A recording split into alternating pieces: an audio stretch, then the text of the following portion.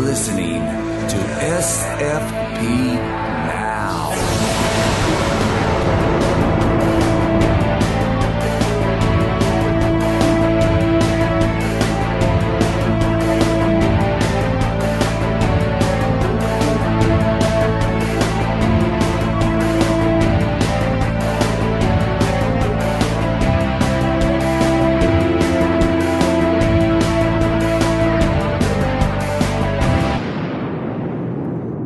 Hello and welcome to another exciting episode of SFP Now here on sci-fi-pulse-radio.com. Our interview this week is with the prison-breaking Christian Michael Cooper, who plays the young son of Michael Schofield and Sarah in the new sequel series, which just started airing last week on Fox. So we'll just bring Christian right about now. What was my father like? My real father. It was like a storm appearing suddenly out of a clear blue sky and then disappear just as quickly. The storms, they can come back, can't they? Looks like your brother might just be alive.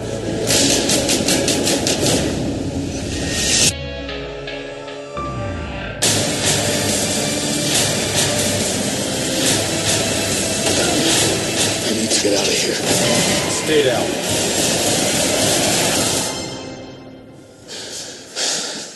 Brother.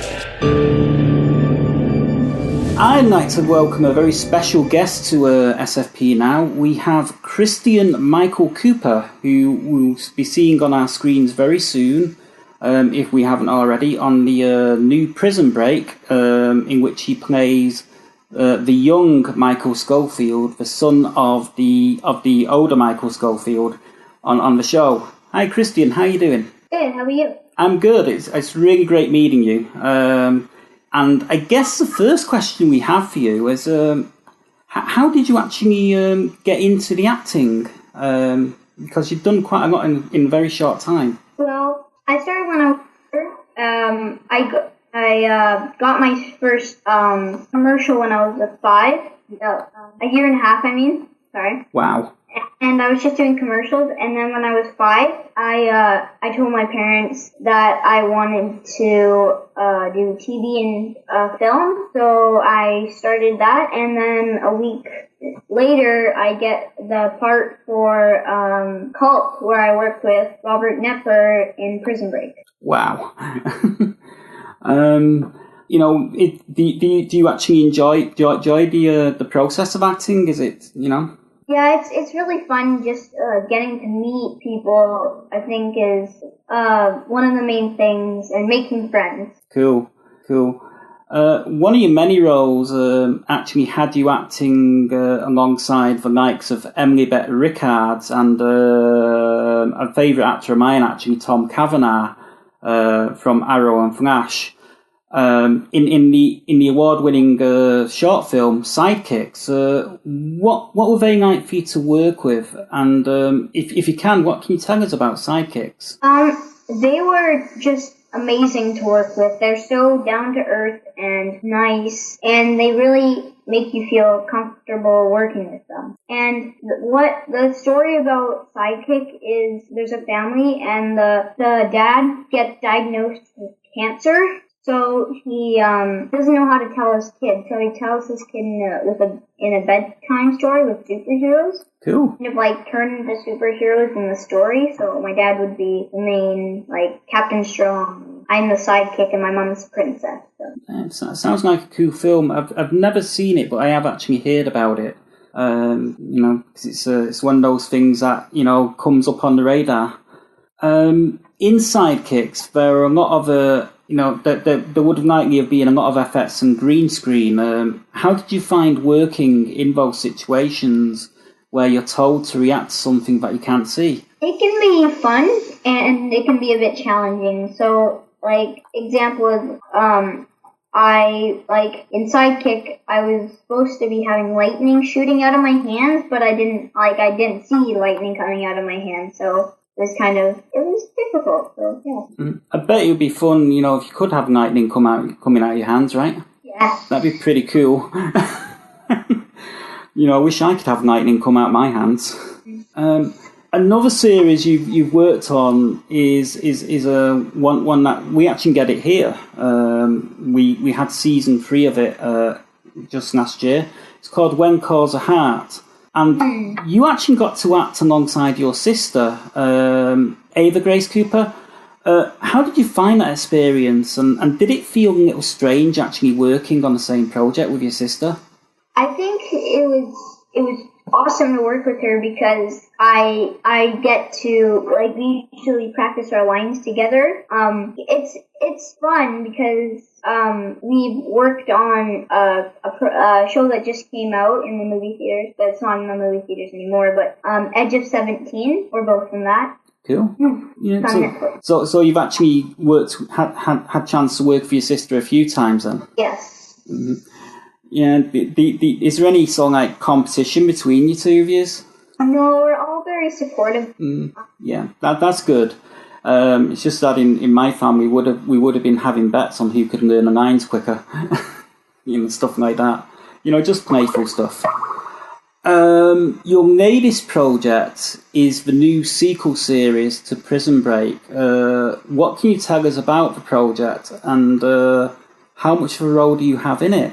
I think I have a very important role in the prequel. So, not prequel, the TV show, because I'm Michael Scofield and Sarah's son. It was just a great show to work on, and yeah. Mm-hmm. Funnily enough, Wentworth Miller from Prison Break is also Captain Cold on The Flash and Legends of Tomorrow. Was you aware of that connection when you were working with him? Because obviously you worked with Tom Kavanagh and the other guys from... I didn't actually really know he was in that until halfway through the filming progress. So, because I really didn't see him until halfway through the filming progress. Wow. After I found out, I'm like, wow, that's really cool. I wish I was in a TV series like that. Yeah, well, you never know. It could happen. You've worked with several people from those shows. Robert Nepper, who you worked with, he played the Knotman in Arrow for a while, and such. So, as such a young actor, how do you manage to balance out the workload with your schoolwork, and do you have fans coming up to you in school? Well, there's very chill and supportive of what I do. And usually if I would go to set, she would give me math or other stuff to do with my tutor on set. Cool. So it's is there any other people that go to your school that also act? Actors? Yeah. I don't know many people other than my sister that are actors. I know there's one in my sister's class that's an actor. That's all I think I know that are actors. Yeah, it's a very rare sort of career choice. Having given that you've already worked with some of television's big names, what would you say has been the best experience so far? And what, if anything, have you actually learned from these people? I've learned that you should always be humble and believe in yourself, and never stop believing in yourself. And the other day, I was reading one of my interviews to my class.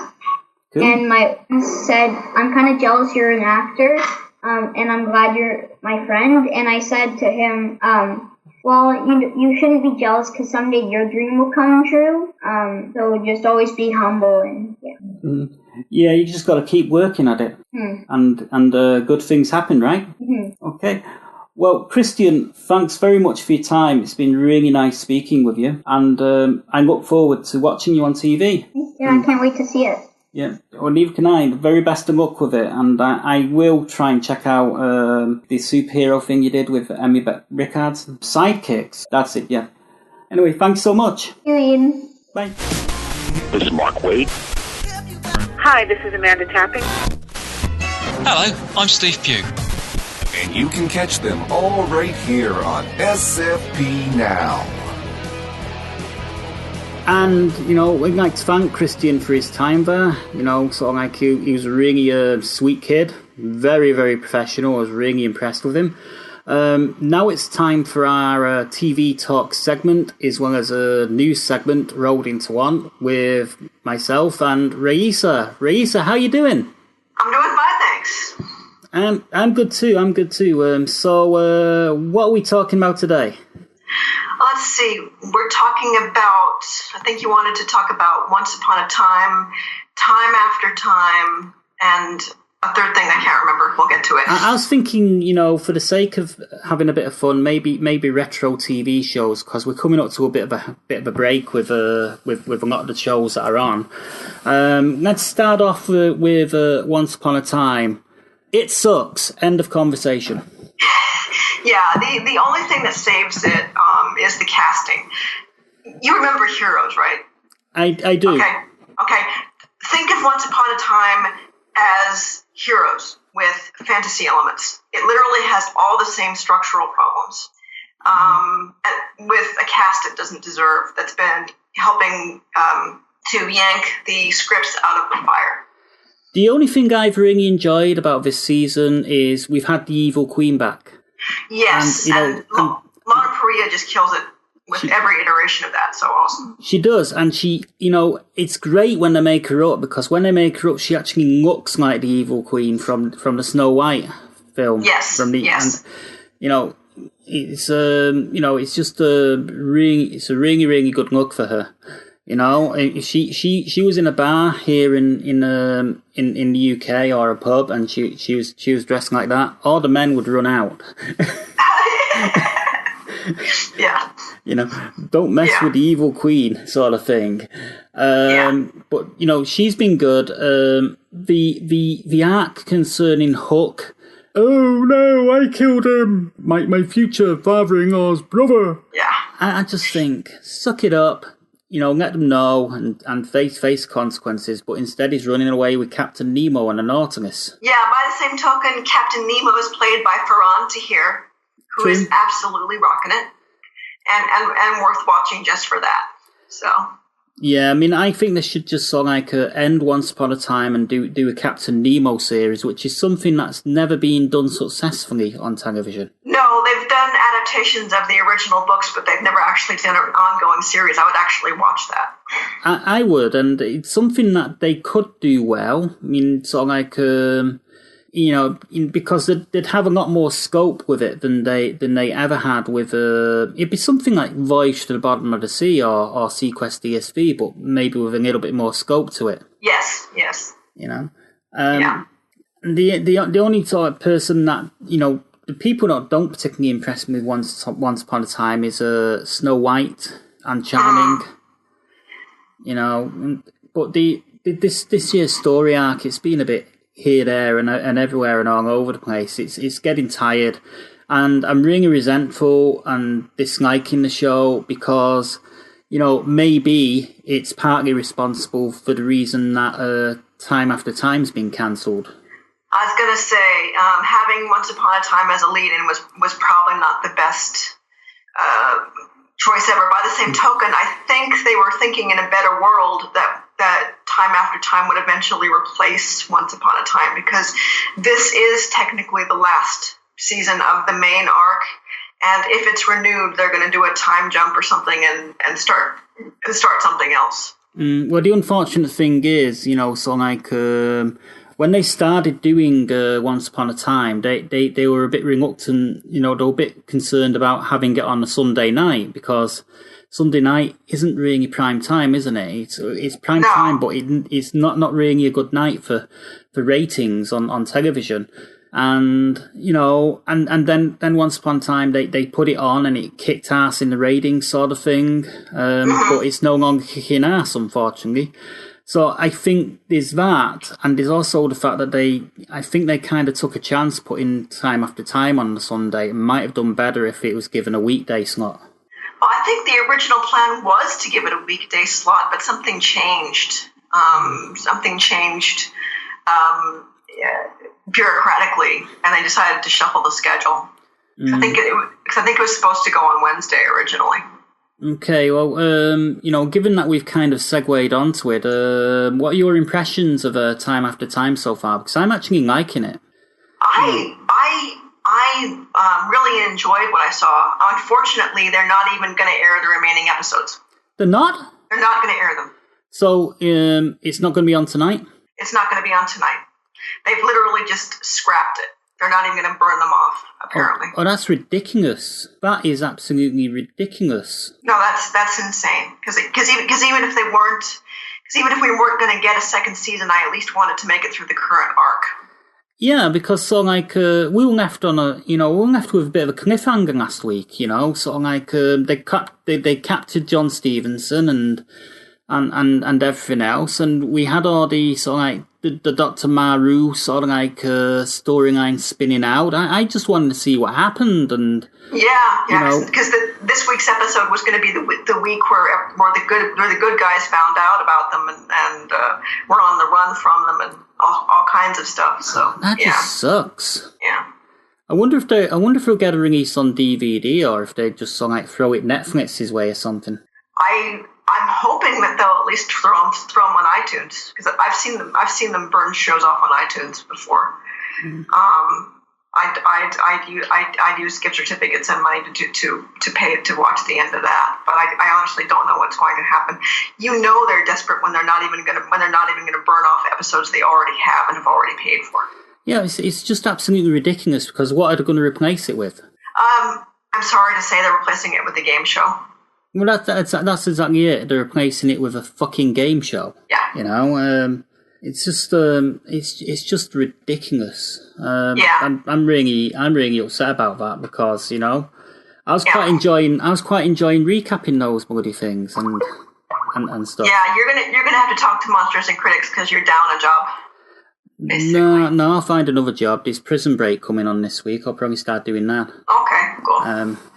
I doubt that'll get cancelled. Although you don't know, it is Fox. But yeah, that sucks. So, what else should we talk? Should we talk about retro shows? Yeah, you were telling me that you had rediscovered Street Hawk. Yeah, I've been wanting to check it out for quite some time, because I remember watching it around about 1987. And I know it came out in 1985 in the States, but back in the 1980s, there was something like maybe a year to 2 year lag before we got the American shows. And I remember Street Hawk coming on probably the autumn of 1987. Might be in 1986 actually. And I remember we were actually moving house at the time it came on, and it was actually it was a fun show. But I've been rewatching it, and I can kind of see why it didn't really last the whole last for a whole series for more than a couple of seasons, because the stories just seem to be the same. Yeah. A lot of the 80s shows were formulaic, but Street Hawk probably even more so because of budget. Mm-hmm. And they use stock footage as well from the pilot whenever Jesse launched the bike out of the base. There was a few fun Star Trek references in it, when Jesse first discovers a base, when he's introduced to Norman introduces him to the bike and everything. He goes, "Oh man, this is like the bridge of the Starship Enterprise," and I thought, wow, that's a precursor to Star Trek: The Next Generation. Right there, yeah. Because so it just shows you how embedded in popular culture Star Trek was back in the mid 80s, oh, wow. and also early 70s for it to be referenced in the TV show. I love the relationship between Norman and Jesse in the thing, and the bike was fantastic, but and the science fiction elements were fun, but it's you could kind of predict the way the story was going to play out in each episode.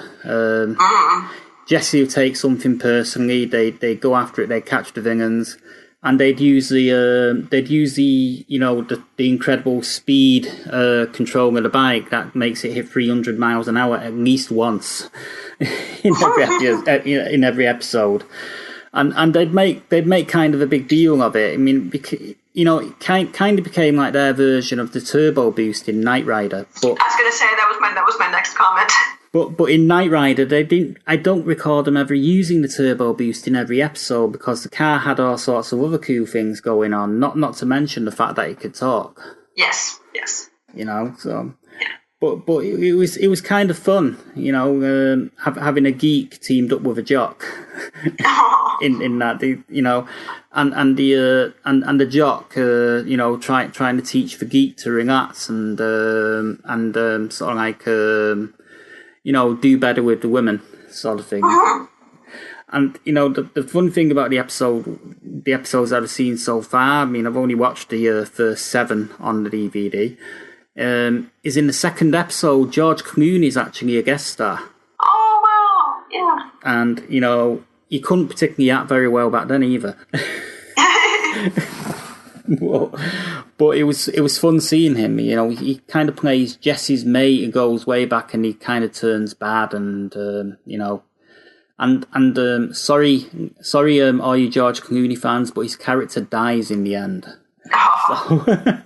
So that happens. But yeah, I've been rewatching that, and I think the next couple in that I'll be adding to the collection of retro TV shows, because I do have a collection. I've got $6 Million Man, Bionic Woman, the original Battlestar Galactica, Buck Rogers and stuff like that. But I think what I'm going to add is I'm maybe going to take another look at Automan as well as Manimal. Yeah, Manimal, I adore. There were only 8 official episodes of that, and a 9th one because Manimal briefly appeared with a daughter on an episode of Nighthawk. Nighthawk. That was the Glenn A. Larson show, wasn't it? That came out in the 90s. And Glenn A. Larson briefly had follow up on Manimal on Nighthawk, and he brought Simon McCorkindale back for it and everything, and a young up and coming actress to play his daughter, and it was nice. It was nice. It was the one thing that kind of justified Nighthawk, because it basically sucked as a series. So I mean, I remember the theme tunes being good to these songs. I mean, they were all good. The 80s was a boon time for TV theme tunes. Yeah, we don't get theme tunes on TV shows anymore. Not really. No, because they do a sort of passing couple of bars and then a whole bunch of credits at the beginning of the episodes, and then if there's a theme tune, it's either carried through the incidental music or at the end. And we don't actually. You get it on a Y50. Well, that's only. I think the only reason they do that is because the Y50 theme was so famous that they couldn't not do it.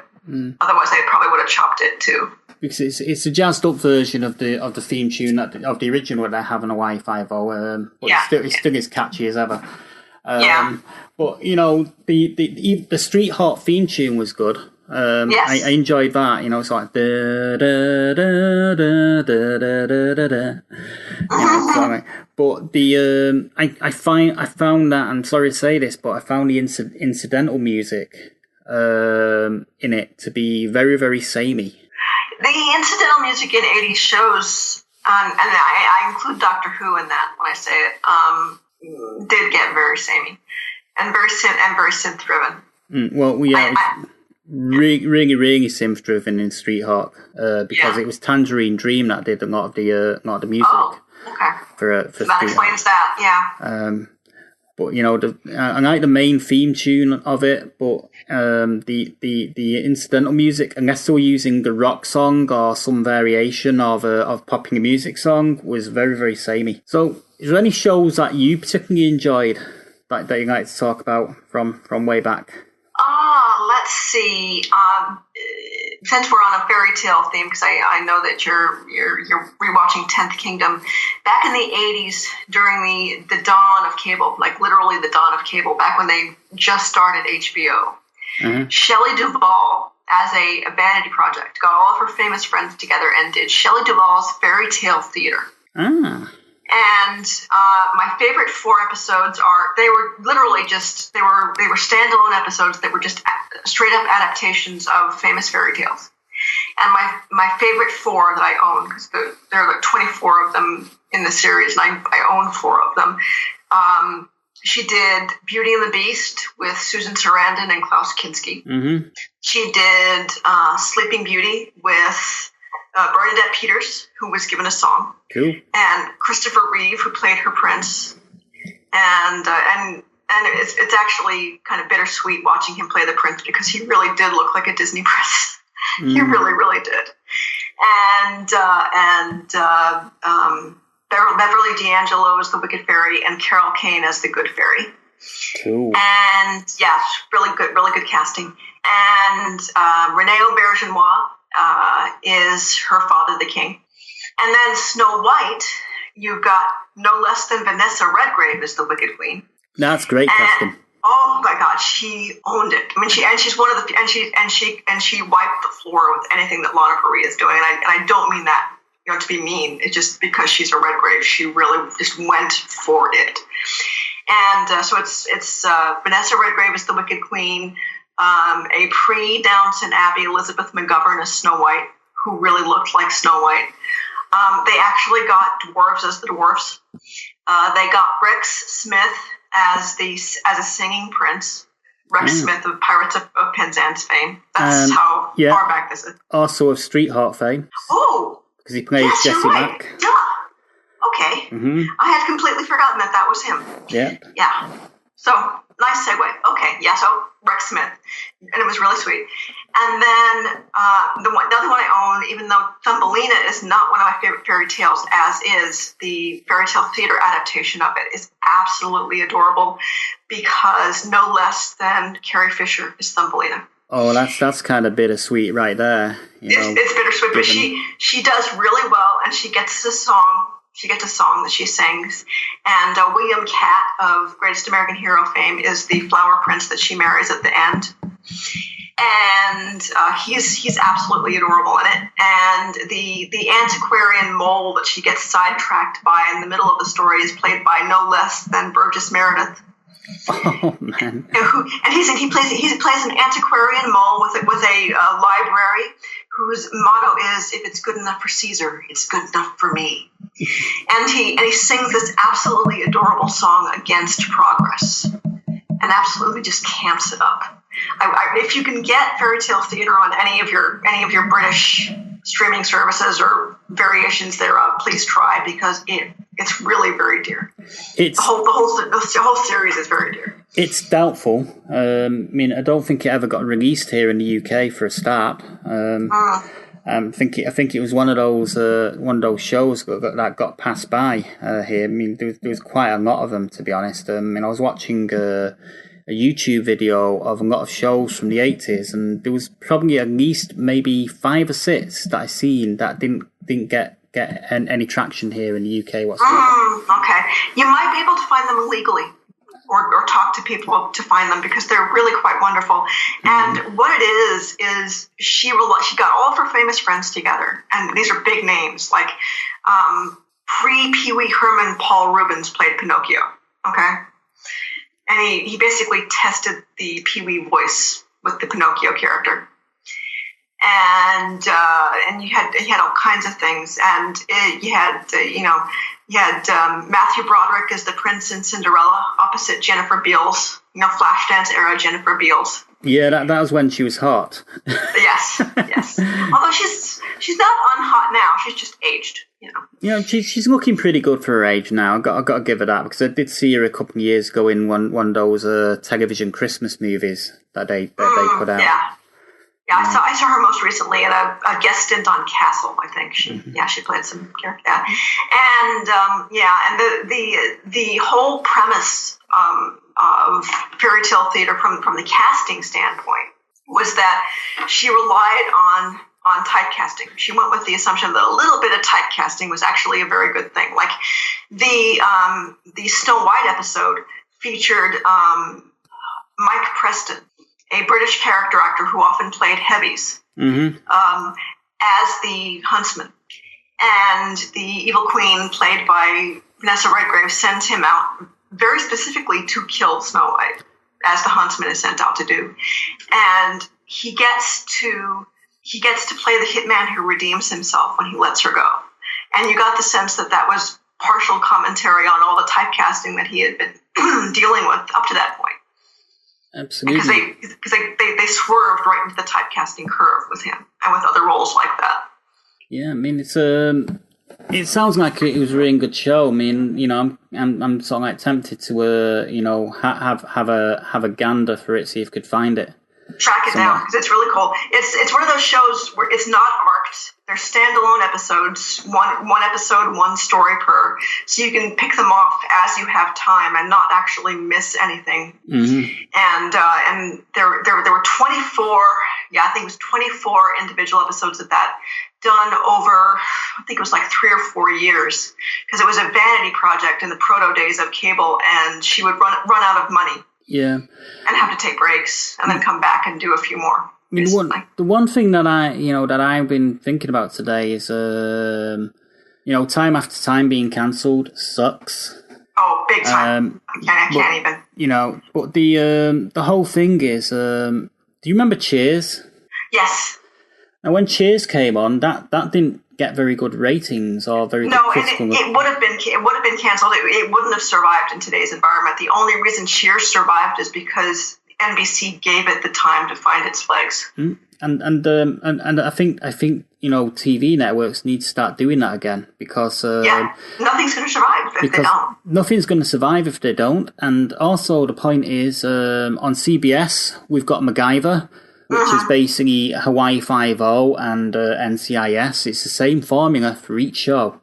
Even though it shows, you know, sort of like it's supposed to be different, has a different name, different soundtrack and what have you, it's the same formula. Because if you look at NCIS Los Angeles, you got Hetty, who's sort of like the eccentric character of that show. And in Hawaii Five-0, you got the new woman Matty, who's the eccentric character of that show, and all the main characters are quite straight, sort of thing. And you know, it's exactly the same formula. It's like virtually CBS is running a clone factory for action shows. And the thing is, they're happy to do that, but the fact that they're doing that now explains why they're shunting the new Star Trek off onto their new streaming service, because the new Star Trek doesn't belong on the network as it exists now. Yeah, I mean it's sad indictment of present day television, really, that they don't give things a chance to get going, and things that do get going are usually very much the same as what's gone before. There's not very much, or if they do get going, they run too long, like Once Upon a Time. You know, there's not really anything unique about these shows anymore. Whereas back in the 80s, you know, every show, you know, was unique. I mean, even The Fall Guy, you know, was a unique show. Yes, and I quite enjoyed it. And the shows that we grew up on were shows that they took chances on, and they took time to let them breathe. And I think part of it is that there were only 3 networks back then, and they could afford to do so. And I think that the industry is basically running scared. I think part of the problem, and I'm going to just say this, part of the problem is that the streaming services, as awesome as a lot of the streaming service content is, the streaming services are themselves a Band-Aid. And I think the industry is beginning to realize even that. And that eventually the streaming services will not be enough, and they'll have to move on to the next thing on top of that. And I think that they're just really, really, really, really, really fracking scared. I think Netflix and Amazon, that's the future. Yeah. You know? Yeah, maybe not exactly as they exist now, but variations on the theme. But you can tell that even Netflix and Amazon are having some growing pains. But it's going to take them a few more years to get exactly where they need to go. Well, one last thing I'd like to discuss before we wrap things up is Doctor Who's coming back soon, and Probably by the time we get our second episode of April out, the first episode of the new Doctor Who series will have aired. Now, I was sort of looking at an article and seeing some pictures, and I got to say, it looks like we're going to be in for a pretty awesome season, because I just seen some photographs of the original Mondasian Cybermen. Oh God, yes, Capaldi has begged them for the Mondasian Cybermen forever, and they're finally giving them to him. Yeah, I'm like, thank you. I hope I hope that they continue to use them.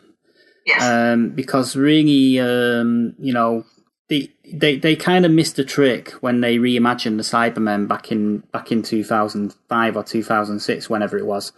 They dumbed them down. They dumbed them down big time, as you said, and I still think what they should do is they should do variation on spare parts from Big Finish, because that was absolutely fantastic. Yeah. Although I would say that the BBC would argue that the season 2 two-parter that reintroduced the Cybermen was their variation of spare parts. If it was a very sad variation. It was very lacking variation, because you didn't have the Cybermats, you didn't have the little girl that wanted nothing more but to become a Cyberman. If you remember, because that was what she was sort of like. That was sort of like the environment she was raised around, and that was what she was sort of like aspiring to be. Yeah. Because if you remember in the Big Finish audio, they were actually sort of like celebrating every time they got a new appendage added to them. Yeah. That's what they should do. They should actually do that with the Cybermen. So it make them a lot more interesting. But from what I've seen, I'm quite looking forward to it. I'm hopeful. I'm also a little sad that this is going to be Peter Capaldi's last season as a Doctor. I am too, because he is my modern Doctor, and I feel like he would have done so much better if he'd gotten better writing. Moffat really let him down.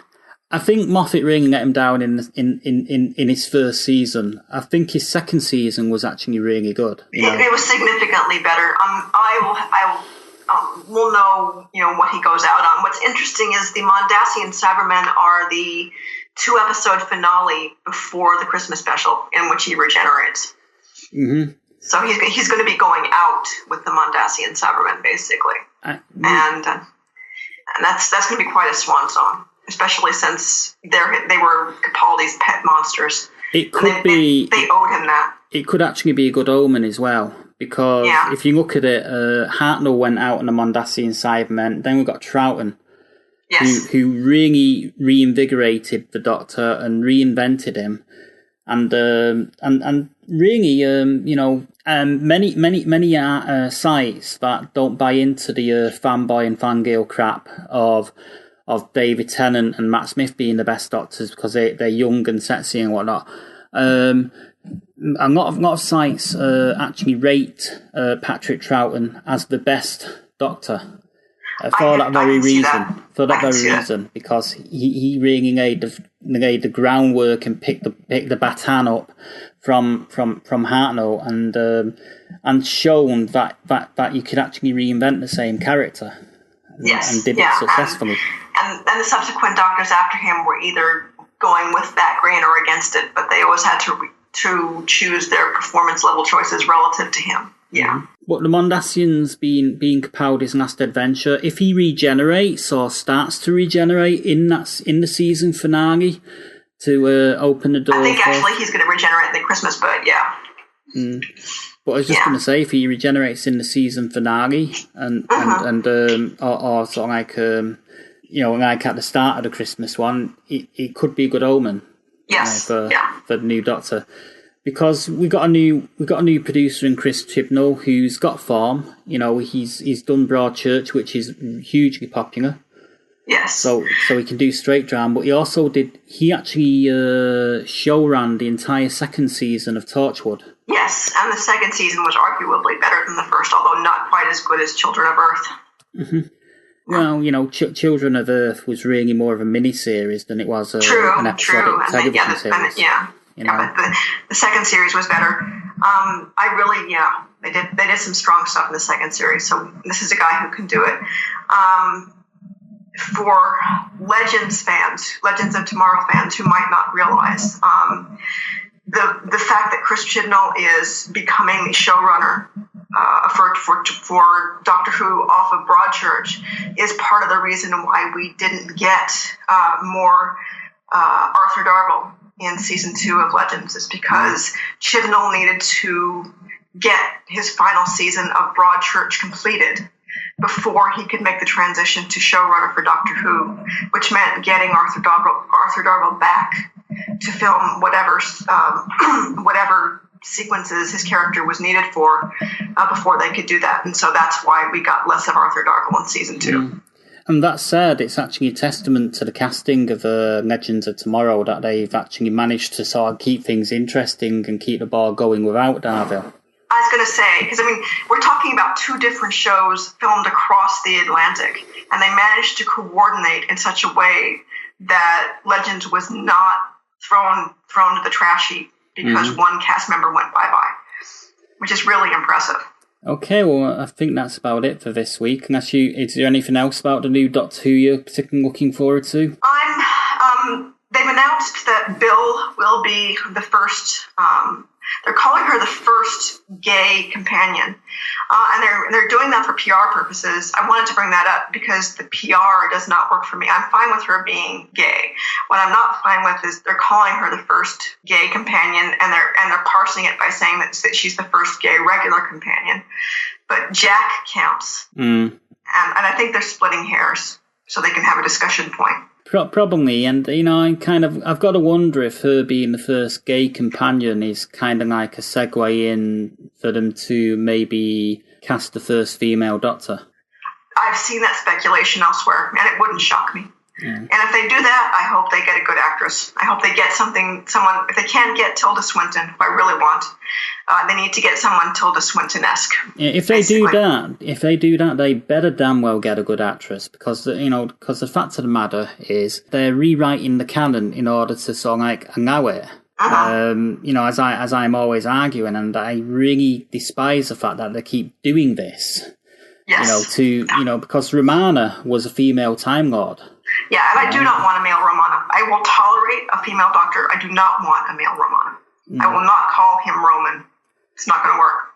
Well, they won't do it anyway, because they seem to completely disregard anything from the classic run of the series. From that night. I mean, for God's sake, Stephen Moffat refused to bring back the Rani because he didn't think she was very good. And I'm inclined to agree with him, but just because a character wasn't very good the first time out doesn't mean that he can't reinvent it to actually be better in the modern incarnation. Yeah, and a modern Rani would have been actually quite interesting, I would have thought. I would have thought as well, because really the time when the Rani came out was, when big hair and shoulder pads are in, and in that particular era of Doctor Who, it was still sort of like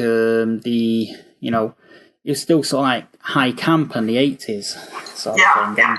And that's how she played it, and that's how the Master played it to a certain degree, but he got away with it because, they had form prior to that with Delgado. Yes, sort of thing. But that's another conversation entirely. But I think it's probably time to wrap up now. Yes. Before we do wrap up, I'm actually, if you guys actually watch Super Geeked Up at all, I'm actually on the latest edition of the DC Action Hour with Jeff Burns and Matt Pyle. So you guys might want to check that out. It's a lot of fun. Cool. I'm going to be doing something very, very interesting by recapping Legends of Tomorrow. Oh. Okay. But, anyway, that's all for this week. We've got a great interview coming up next time with a producer by the name of Adi Shankar, who was involved in the Judge Dredd movie back in 2012. And he's also producing the new Netflix series, Castlevania. So we will have Addy on next time. So bye for now.